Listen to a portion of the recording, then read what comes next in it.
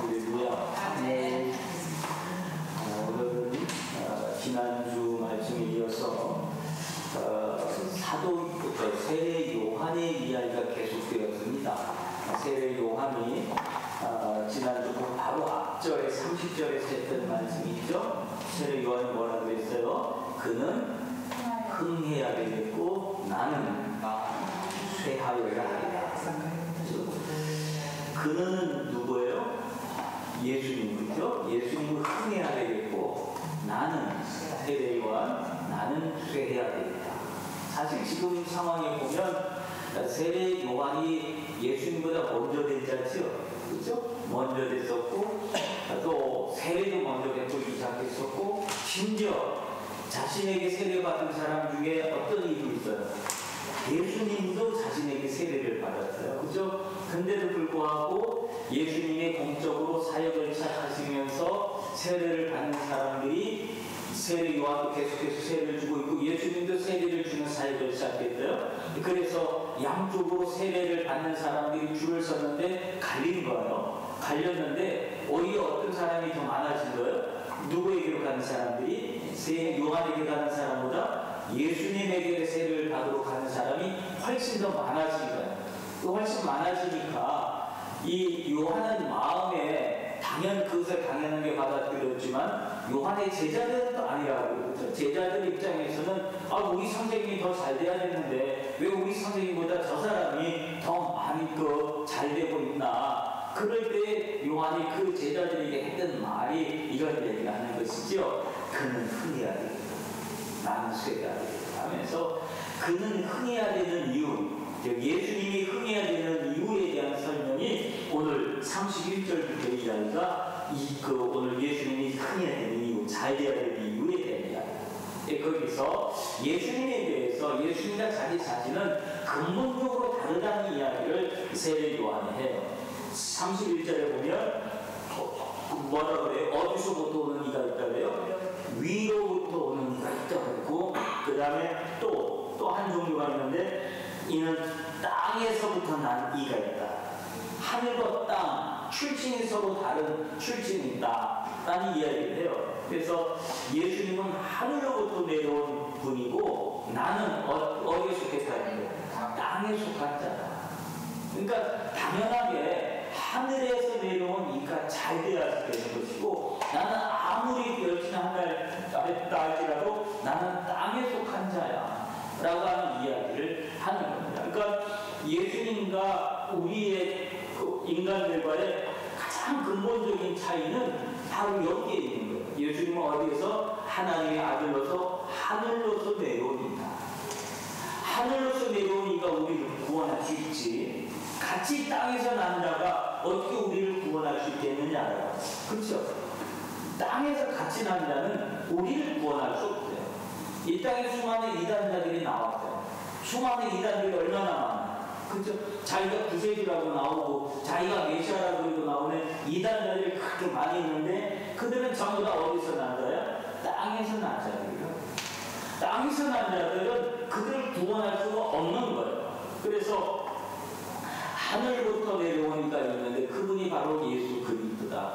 그는 흥해야 되는 이유는 그 하늘로부터 내려왔기 때문에 그는 흥해야 된다라고 해요. 그러면서 하는 얘기가 어떤 얘기를 하냐면 만물 위에 계시고 이는 땅에 속하여 땅에 속한 것을 땅에 속한 자는 땅의 것을 말한다. 하늘에서 있는 자는 만물 위에 계신다라는 얘기예요.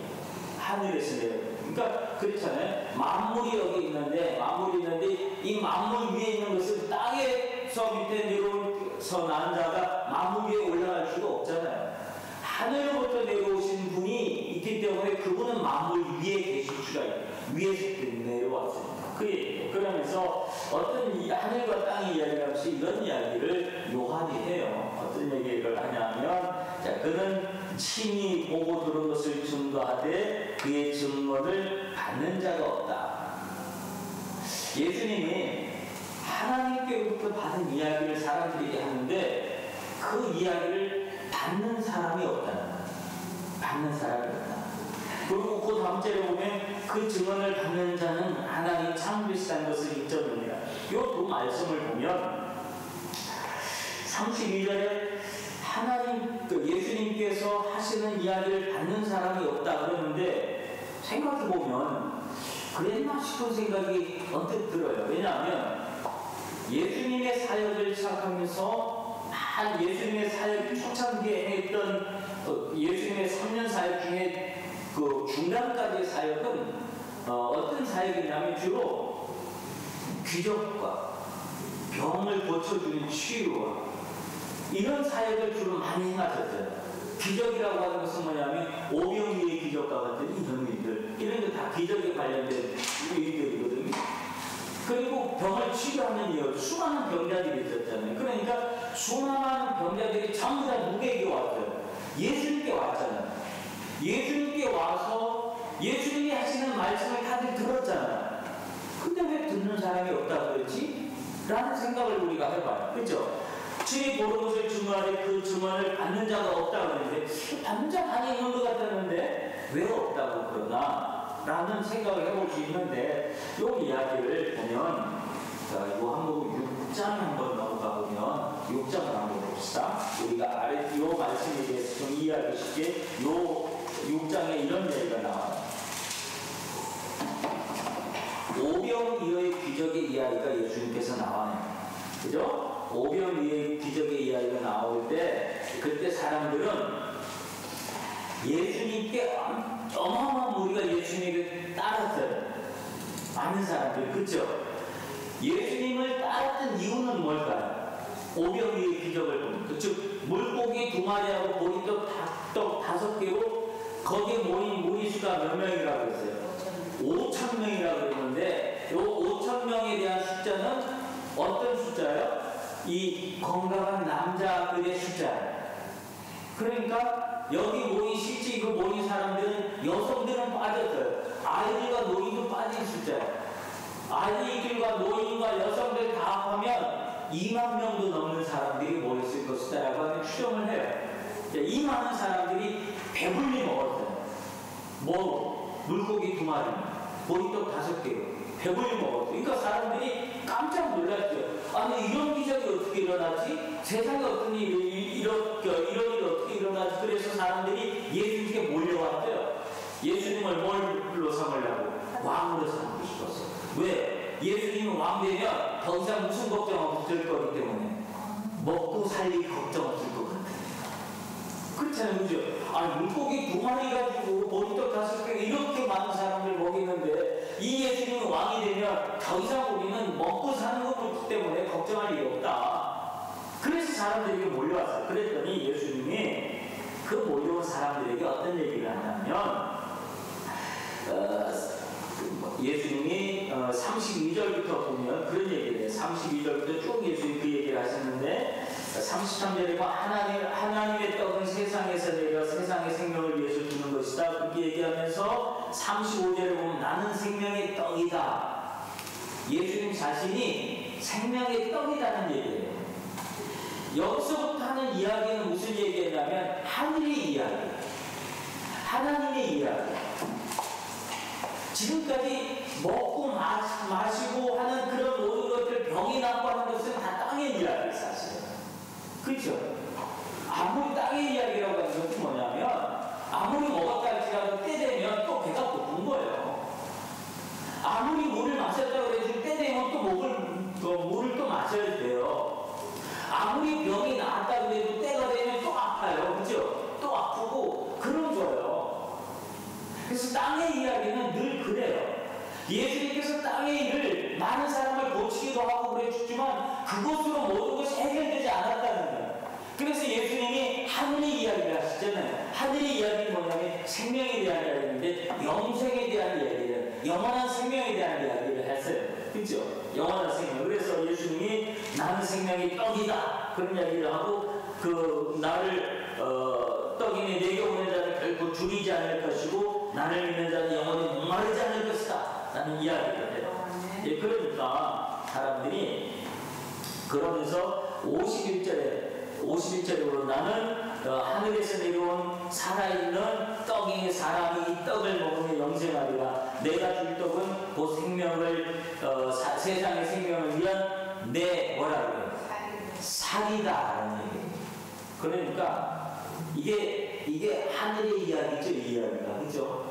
땅의 이야기가 아니에요. 이거는 절대로 하늘의 이야기예요. 이 하늘의 이야기를 사람들이 어떻게 했어요? 52절, 6장 52절에 보면 이걸 읽어볼까요? 시작. 그러므로 유대인들이 서로 다투어 이르되 이 사람이 어찌 능히 자기 살을 우리에게 주어 먹게 하겠느냐? 그러니까 여기서부터 하늘의 이야기를 사람들이 그렇게 많이 모여들었는데 하늘의 이야기를 들었어요? 못 들었어요? 못 듣겠다. 야, 이건 아니지 않냐? 이 이야기는 아니지 않냐? 그래서 사람들이 여기서부터 거부하기 시작해. 그 예수님이 53절에 뭐라 그랬냐면 내가 진실로 진실로 너에게 이르노니 인자의 살을 먹지 아니하고 인자의 피를 마시지 아니하면 너에게 생명이 없느니라. 내 살을 먹고 내 피를 마시는 자는 영생을 가졌고 마지막 날에 다시 살리라. 그 예수님 본격적으로 내 살과 피를 마셔라, 먹고 마셔라 그러니 이게 하늘의 이야기잖아요. 그죠? 이야기. 근데 이 하늘의 이야기를 사람들이 받았어요? 못 받았어요? 못 받았어요. 우리가 이 땅의 삶에서 예수님의 말씀이요. 땅에 관련된 이야기할 때 우리가 너무너무 좋아요.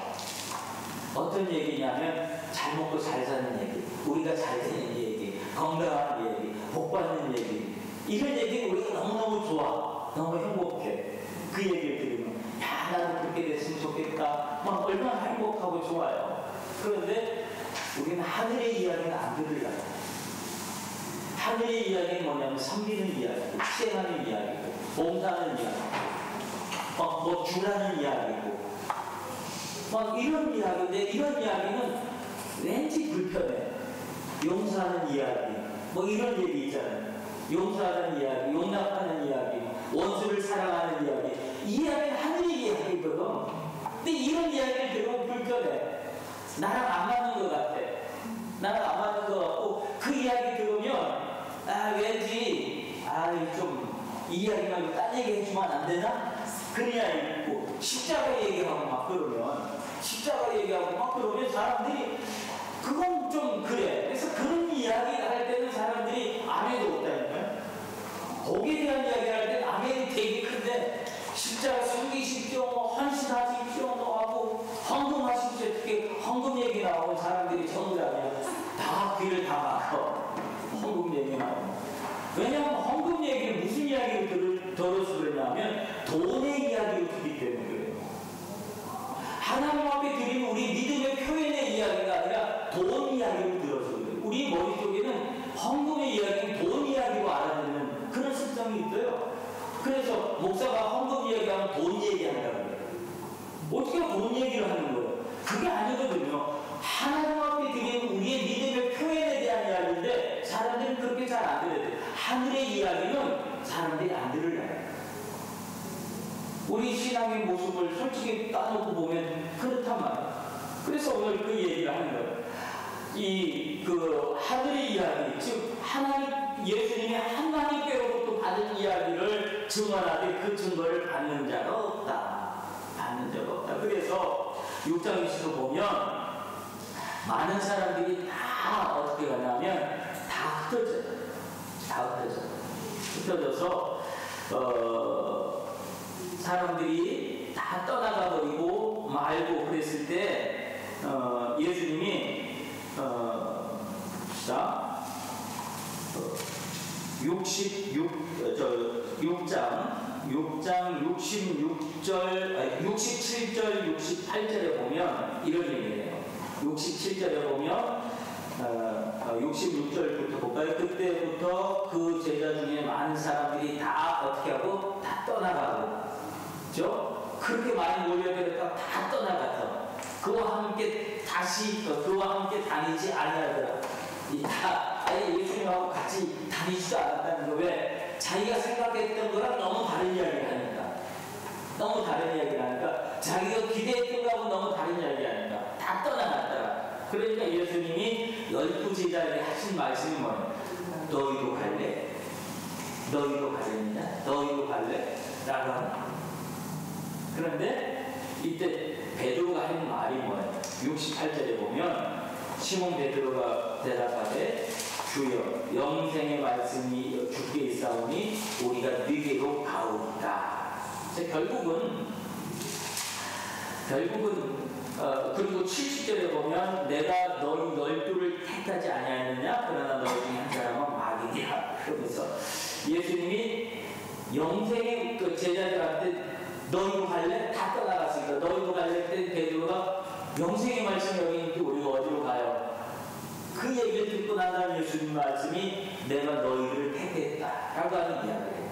그걸 보면 자, 증언을 받는 자가 없다. 다 떠나갔죠? 다 떠나가고 또 하나님의 하늘의 이야기를 받는 사람이 아무도 없어. 다 떠나갔어. 그런데 33절에 보면 그의 증언을 받는 자는 하나님이 참되시다는 것을 인정하느니라. 누가 받았어요? 예수님의 제자들은 이 증언을 받았죠. 그죠? 그래서 영생의 말씀이 여기 있는데 우리가 어디로 가겠습니까? 우리 여기서 주님 말씀 계속 듣겠습니다 하면서 말씀을 받아요. 그 말씀은 받을 사람은 어떤 사람이에요? 하나님이 참되다고 인친 사람들. 그래, 네가 옳다 라고 인정한 사람들만 받는. 그러니까 많은 사람들이 모여있다 해서 그 사람들이 다 하나님의 자녀가 되는 것이 아닐 수 있다.